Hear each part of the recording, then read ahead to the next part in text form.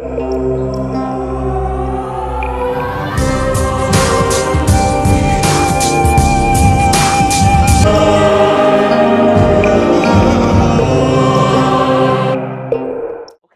let's resume the class. Okay, so I hope you have thought about this one. So number of ways to put our objects into n distinct boxes. So objects are distinct in all the cases that we talk about. We want to show that this is always divisible by n factorial. Reason is this is going to be what? Originally, these boxes are distinct, right? If you remove the labels of the boxes, then each of the distinct ways that we have, we can form a group of size n factorial, such that they relate to the same ways as we are distributing the objects. So for instance, let's say we have 3 boxes. Let's say we have 3 boxes. And then let's say we are putting 4 objects inside. Maybe A, B is put in 1, C is put in 2, and D is put in 3. So this is box 1, box 2, and box 3. Okay. So this actually corresponds to a string of what? A string of this one. A is in 1, B is in 1, C is in 2, and D is in 3. Is that okay? Is that okay? But then we have another way of doing the partition. So when we put D is in box 1, let's say C is in box 2, and then A, B both in box 3.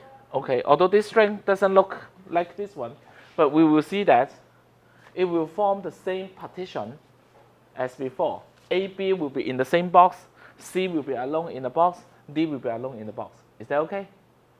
So actually, for all the permutations, for all the 3 factorial permutations that we can have for this 1, 2, 3. So we will now change 1 to 3, 2 to 2, 3 to 1, right?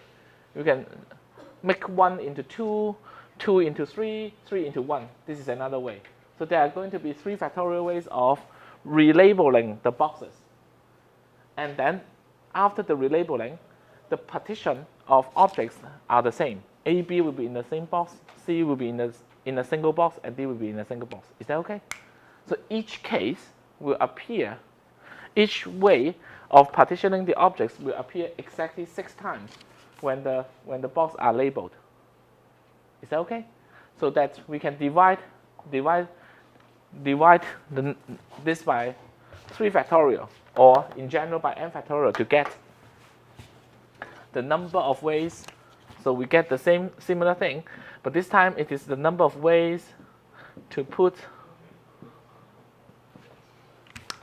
our objects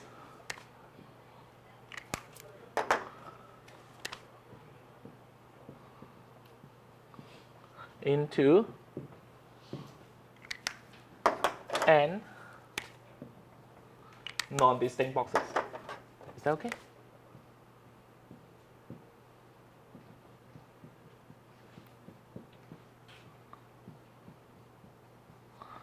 So this time it is non-distinct. And then we give this number a special name. We call this the Stirling number of the second kind as Rn. Okay.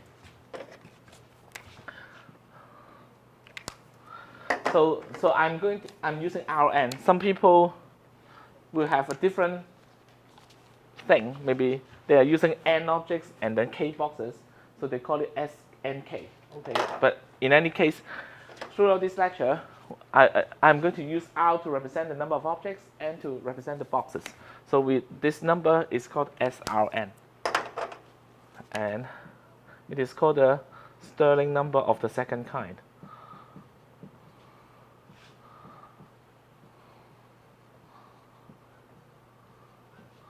The second kind. Okay. So actually, if we know the Stirling number of the second kind, we can get back get back the number of ways, the number of suggestions very easily. We just multiply by n factorial. We will get the number of suggestions. Is that okay? Good. Now,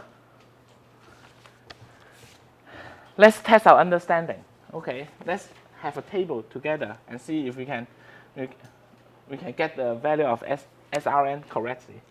So let's say we have this one.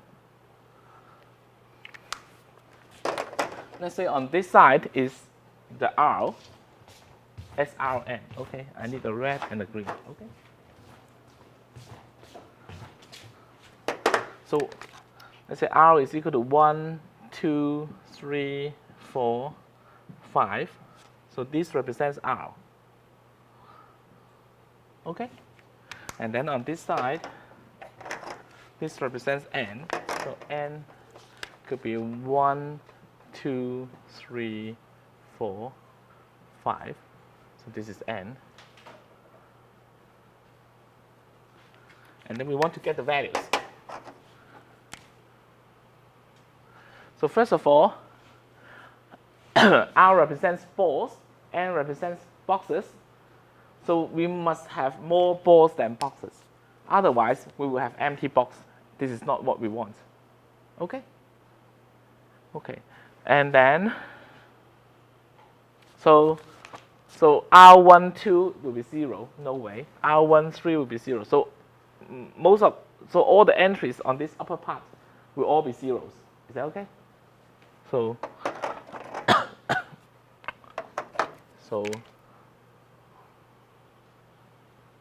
5, 5, they are all zeros. Is that okay? Now, let's fill in. So what is R11? So if I have just one ball and one box, it's easy. There's just one way. Am I correct? Is that okay? How about 2 balls and 1 box? How many ways that we can put the balls into the boxes? 1, right? So it is 1, this is 1, this is 1, and this is 1. Am I correct? How about 2 balls and 2 boxes? How many ways are there? 1 way or 2 ways? Okay, we are counting what? SRN. So we are counting non-distinct boxes. Okay? So how many ways are there? 1 or 2? It's just 1. There's just 1 way. How about 3 balls and 3 boxes? 1 way. So very easy, right? So this is also 1. 4 balls and 4 boxes? 1 way. 5 balls and 5 boxes? 1 way. Is that okay? Okay. Now, this requires some thinking.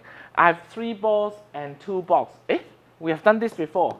This is the first question today. 3 balls, 2 boxes, 3 ways. Okay, either A is alone, or B is alone, or C is alone. So this is 3 ways. Actually, 2 boxes, you will see that it is very nice. There are going to be 7 ways here, and there are going to be 15 ways here. This is always 2 to the power minus 1. Is that okay? The reason is that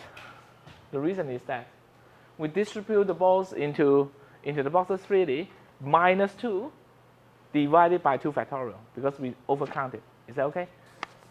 Okay. So it's going to be 8 minus 2, you get 6, and then divided by 2, 3.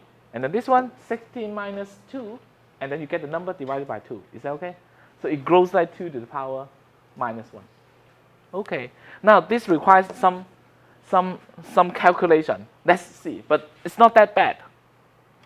4 balls and 3 boxes. So how would the distribution look like? How would the distribution look like? You have 4 balls, but you have 3 boxes. Each one cannot be empty. So it must be like 1, 1, 2. 1 box has 1 ball, 1 box has 1 ball, and then the remaining box has 2 balls, right? And then how to specify this case? We just look at what are the 2 balls together, right? What are the 2 balls together? So there are going to be 6 ways there. Either A, B, or A, C, or A. Okay, 6 ways. And then actually, similarly, okay, we can get this number easily. 5 balls and 2 boxes. 5 balls and 4 boxes. We can actually get this easily, because it must be like 1, 1, 1, 2. The distribution must be 1, 1, 1, 2. Does that make sense? No empty box. It must be 1, 1, 1, 2. So we need to specify what are the two balls together, and then we get the different ways. So it is going to be 5 choose 2, and then 5 choose 2, this is going to be 10. Is that okay? And then what is this? Difficult. Yeah, we need to do something. Okay. We can count it. We can obviously count it. But let's think about a relationship between the terms. So combination, we have this formula. So in combination, we have something like n choose k is equal to n minus 1 choose k minus 1 plus n minus 1 choose k. It's something like the number of ways to select k items out of n, either a specific item, let's call it A, is selected. So I need to get k minus 1 items more from the remaining k minus 1 items, or what? Or I never use this item A, so I need to choose k items out of this n minus 1. Is that okay? So this is the Pascal triangle formula. Here we also have something similar. Okay. I forget the notation. Oh, this notation. This is the notation. Let's say this is the notation of Rn. So let's say this stands for the Stirling number of the second kind, SRn. Rn is so Rn is about what? Rn is about I hope to put R different things into n boxes, right? Okay, and what are the ways? So I hope to relate this with the simpler case. So I hope to count it in different ways using rule of sum, add them together. Okay, so there are R things. So ball 1, ball 2, up to ball R. Is that okay? So let's count it in this way. Let's do this together. There are actually two cases. Case 1. Case 1 is this ball R is alone. R is alone. Nothing else, just R. Is that okay? And then what are the case? The other case. The other case is I just say R is not alone. Is that okay? So there are just two cases. We are going to separate the counting. One is how many ways are there that R is alone? And then we want to count another case. How many ways are there that R is not alone? Remember, we are going to use all the balls. So R has to be used either alone or not alone. Is that okay? So how many ways are there? Okay, case 1 is easy. Let's do case 1. How many ways are there that R is alone? Recall that we can use exactly n boxes, right? And R is now alone. How many ways are there? Yes? How many ways? No. R is alone. So recall, boxes are not distinct. Okay. So when R is alone, then we put R aside in a box, right? And we focus on what? We focus on the remaining. So what can happen in the remaining? The number of ways that you can have different ways to put things for the remaining is the number of ways that R can be alone. Is that okay? So remaining is what? Remaining is we need to do what? We need to put R minus 1 balls into n minus 1 boxes. That's it. So case 1 is this one. So it is R minus 1, n minus 1. Is that okay? Similar, right? Similar. And then R is not alone. Now, how do we get R is not alone? Okay, this is more difficult. When R is not alone, let's put R in the end. Let's arrange everything here first, and then put R back. Is that okay? So the number of ways to have everything arranged is R minus 1 n. Is that okay? S R minus 1 n. And then now this time, we need to multiply this with n, because there are n different ways that r can be put. Is that okay? So case 2 will give us this thing. Yeah. So this is going to be n multiplied with r minus 1 and then n. Is that okay? Okay, so in order to calculate this question mark, then we know what to do. At any time, we are looking at the row r minus 1. Okay, we are looking at this row for this entry. And then which number that we are going to look at?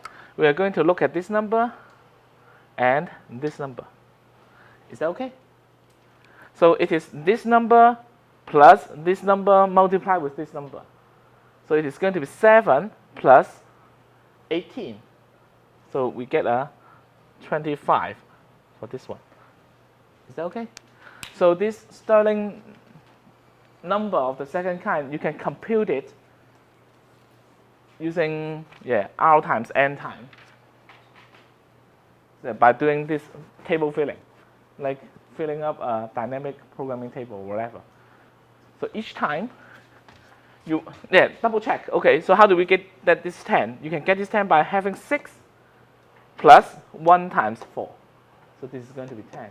How do you get 15? 15 is 1 times plus 7 times 2. So you get this 15. So if you do one more row, 6,